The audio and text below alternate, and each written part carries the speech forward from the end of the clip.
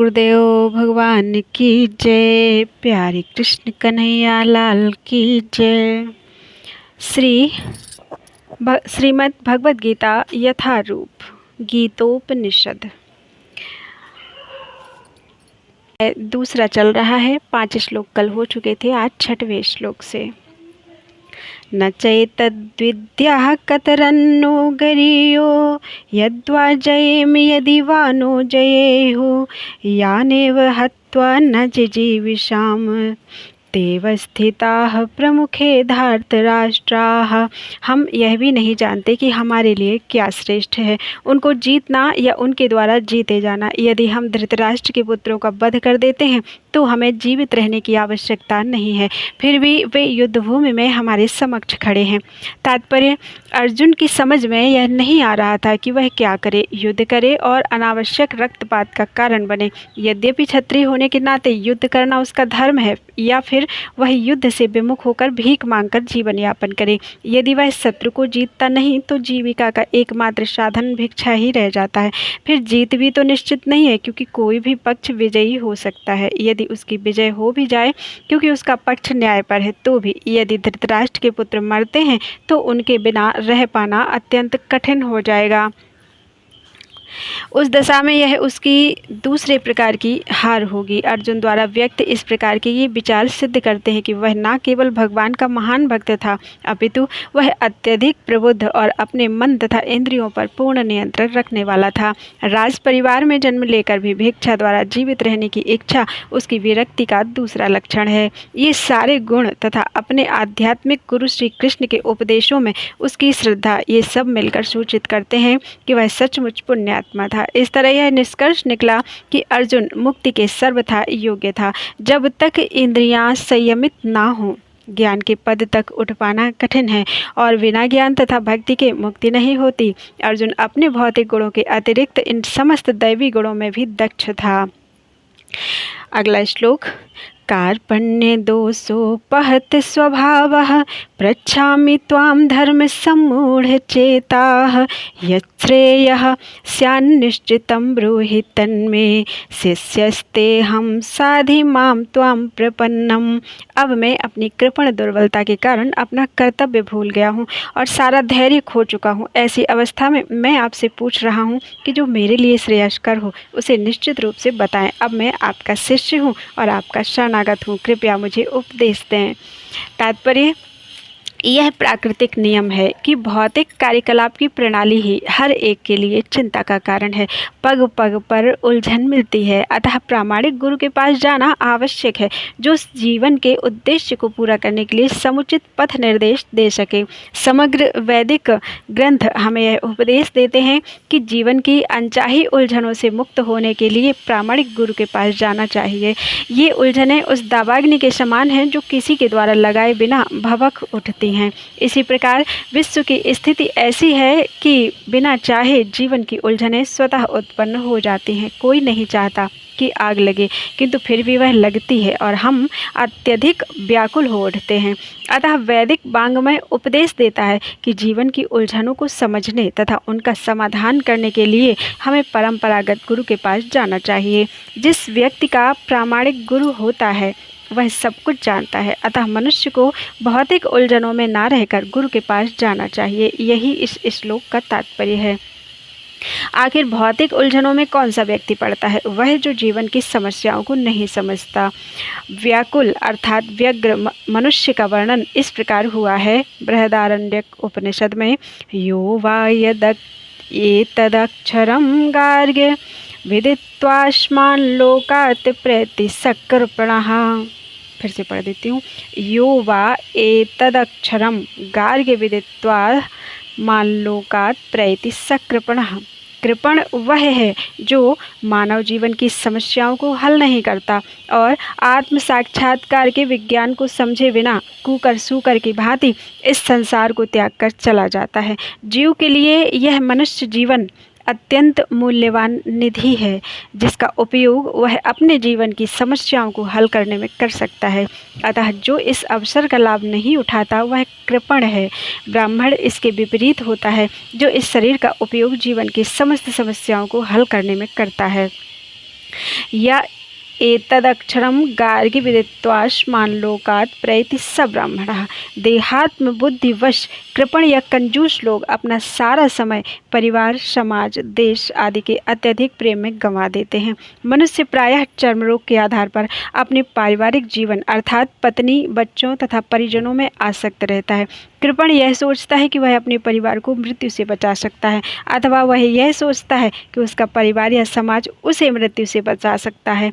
ऐसी पारिवारिक आसक्ति निम्न पशुओं में भी पाई जाती है, क्योंकि वे भी बच्चों की देखभाल करते हैं। बुद्धिमान होने के कारण अर्जुन समझ गया था कि पारिवारिक सदस्यों के प्रति उसका अनुराग तथा मृत्यु से उनकी रक्षा करने की उसकी इच्छा ही उसकी उलझनों का कारण है।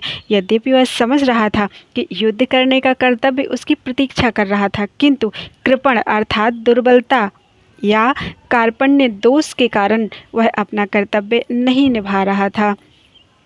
अतः वह परम गुरु भगवान कृष्ण से कोई निश्चित हल निकालने का अनुरोध कर रहा था।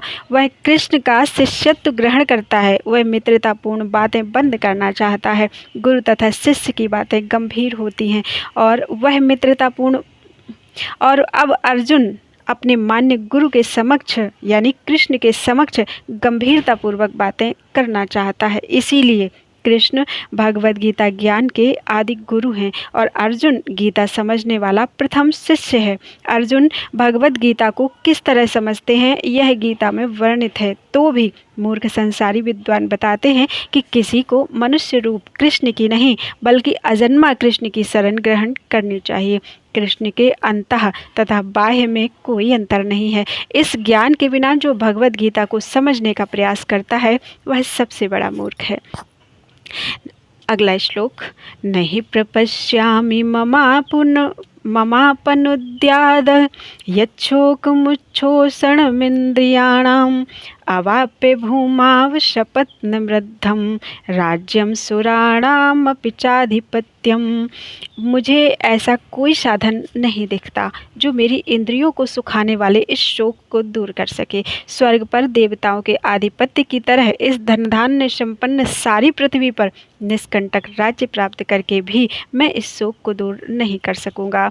तात्पर्य, अब यद्यपि अर्जुन धर्म तथा सदाचार के नियमों पर आधारित अनेक तर्क प्रस्तुत करता है, किंतु ऐसा प्रतीत होता है कि वह अपने गुरु भगवान श्री कृष्ण की सहायता के बिना अपनी असली समस्या को हल नहीं कर पा रहा। वह समझ गया था कि उसका तथाकथित ज्ञान उसकी उन समस्याओं को दूर करने में व्यर्थ है जो उसके सारे अस्तित्व अर्थात शरीर को सुखाई दे रही थी। उसे इन उलझनों को भगवान कृष्ण जैसे आध्यात्मिक गुरु की सहायता के बिना हल कर पाना असंभव लग रहा था। शैक्षिक ज्ञान, विद्वता, उच्च पद, ये सब जीवन की समस्याओं का हल करने में व्यर्थ हैं। यदि कोई इसमें सहायता कर सकता है तो वह है एकमात्र गुरु। अतः निष्कर्ष यह निकला कि गुरु जो 100% कृष्ण भावना भावित होता है वही एकमात्र प्रामाणिक गुरु है और वही जीवन की समस्याओं को हल कर सकता है। भगवान चैतन्य ने कहा है कि जो कृष्ण भावनामृत के विज्ञान में दक्ष हो, कृष्ण तत्ववेत्ता हो, चाहे वह जिस किसी जाति का हो, वही वास्तविक गुरु है। किवा विप्र किवा न्यासी शूद्र के ने नय ए कृष्ण तत्ववेत्ता से गुरु है। कोई व्यक्ति चाहे वह विप्र अर्थात वैदिक ज्ञान में दक्ष हो, निम्न जाति में जन्मा शूद्र हो या कि सन्यासी, यदि वह कृष्ण के विज्ञान में दक्ष अर्थात कृष्ण तत्ववेत्ता है तो वह यथार्थ प्रामाणिक गुरु है। अतः कृष्ण तत्ववेत्ता हुए बिना कोई भी प्रामाणिक गुरु नहीं हो सकता। वैदिक साहित्य में भी कहा गया है, षट्कर्म निपुणो विप्रो मंत्र तंत्र विशारदः अवैष्णवो गुरुर्न स्याद वैष्णवः स्वपचो गुरुः। विद्वान ब्राह्मण भले ही वह संपूर्ण वैदिक ज्ञान में पारंगत क्यों न हो, यदि वह वैष्णव नहीं है या कृष्ण भावनामृत में दक्ष नहीं है तो गुरु बनने का पात्र नहीं है। किंतु शूद्र यदि वह वैष्णव या कृष्ण भक्त है तो गुरु बन सकता है। ये पद्म पुराण कहता है। संसार की समस्याओं जन्म, जरा, व्याधि तथा मृत्यु की निवृत्ति धन संचय तथा आर्थिक विकास से संभव नहीं है। विश्व के विभिन्न भागों में ऐसे राज्य हैं जो जीवन की सारी सुविधाओं से तथा संपत्ति एवं आर्थिक विकास से पूरित हैं, किंतु फिर भी उनके सांसारिक जीवन की समस्याएं ज्यों की त्यों बनी हुई हैं। वे विभिन्न साधनों से शांति खोजते हैं, किंतु वास्तविक सुख उन्हें तभी मिल पाता है जब वे कृष्ण भावनामृत से युक्त कृष्ण के प्रामाणिक प्रतिनिधि के माध्यम से कृष्ण अथवा कृष्ण तत्व पूरक भगवद गीता या श्रीमद् भागवत के परामर्श को ग्रहण करते हैं। यदि आर्थिक विकास तथा भौतिक सुख किसी के पारिवारिक, सामाजिक, राष्ट्रीय या अंतर्राष्ट्रीय अव्यवस्था से उत्पन्न हुए शोकों को दूर कर पाते, तो अर्जुन यह ना कहता कि पृथ्वी का अप्रतिम राज्य या स्वर्ग लोक में देवताओं की सर्वोच्चता भी उसके शोकों को दूर नहीं कर सकती। इसीलिए उसने कृष्ण भावनामृत का ही आश्रय ग्रहण किया और यही शांति तथा समरसता का उचित मार्ग है।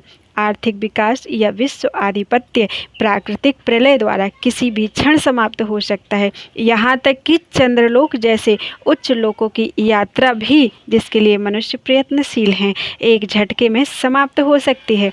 भगवद गीता इसकी पुष्टि करती है। क्षीणे पुण्य मर्त्यलोकम विशन्ति। जब पुण्य कर्मों के फल समाप्त हो जाते हैं तो मनुष्य सुख के शिखर से जीवन के निम्नतम स्तर पर गिर जाता है। इस तरह से विश्व के अनेक राजनीतिज्ञों का पतन हुआ है। ऐसा अधः पतन शोक का कारण बनता है। अतः यदि हम सदा के लिए शोक का निवारण चाहते हैं तो हमें कृष्ण की शरण ग्रहण करनी होगी, जिस तरह अर्जुन ने की। अर्जुन ने कृष्ण से प्रार्थना की कि वे उसकी समस्या का निश्चित समाधान कर दें, और यही कृष्ण भावनामृत की विधि है। अगला श्लोक। संजय उवाच एवं मुक्त्वा हृषीकेशं गुणाकेशः परन्तपः न योत्स्य इति गोविंदम उक्त्वा तूष्णीं बभूवः। संजय ने कहा, इस प्रकार कहने के बाद शत्रुओं का दमन करने वाला अर्जुन कृष्ण से बोला, हे गोविंद, मैं युद्ध नहीं करूँगा, और चुप हो गया। तात्पर्य, धृतराष्ट्र को यह जानकर परम प्रसन्नता हुई होगी कि अर्जुन युद्ध न करके युद्ध भूमि छोड़कर भिक्षाटन करने जा रहा है, किंतु संजय ने उसे पुनः यह कहकर निराश कर दिया कि अर्जुन अपने शत्रुओं को मारने में सक्षम है, परंतपः।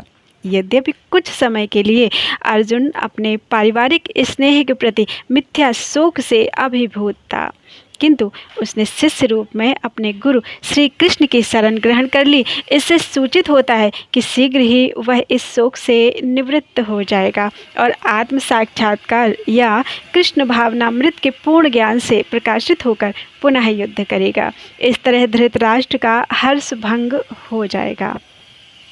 अगला श्लोक। तमुवाच हृषीकेशः प्रहसन्निव भारत सेनयोर्भयोर्मध्ये विषीदन्तम् इदं वचः। हे भरतवंशी अर्थात धृतराष्ट्र, उस समय दोनों सेनाओं के मध्य शोकमग्न अर्जुन से कृष्ण ने मानो हंसते हुए ये शब्द कहे। तात्पर्य, दो घनिष्ठ मित्रों अर्थात हृषिकेश तथा गुणाकेश के मध्य वार्ता चल रही थी। मित्र के रूप में दोनों का पद समान था, किंतु इनमें से एक स्वेच्छा से दूसरे का शिष्य बन गया। कृष्ण हंस रहे थे क्योंकि उनका मित्र अब उनका शिष्य बन गया था। सबों के स्वामी होने के कारण वे सदैव श्रेष्ठ पद पर रहते हैं, तो भी भगवान अपने भक्त के लिए सखा, पुत्र या प्रेमी बनना स्वीकार करते हैं, किंतु जब उन्हें गुरु रूप में अंगीकार कर लिया गया तो उन्होंने तुरंत गुरु की भूमिका निभाने के लिए शिष्य से गुरु की भांति गंभीरतापूर्वक बातें की, जैसा कि अपेक्षित है। ऐसा प्रतीत होता है कि गुरु तथा शिष्य की यह वार्ता दोनों सेनाओं की उपस्थिति में हुई, जिससे सारे लोग लाभान्वित हुए। अतः भगवद गीता का संवाद किसी एक व्यक्ति, समाज या जाति के लिए नहीं, अपितु सबों के लिए है, और उसे सुनने के लिए शत्रु या मित्र समान रूप से अधिकारी हैं। श्री भगवानुवाच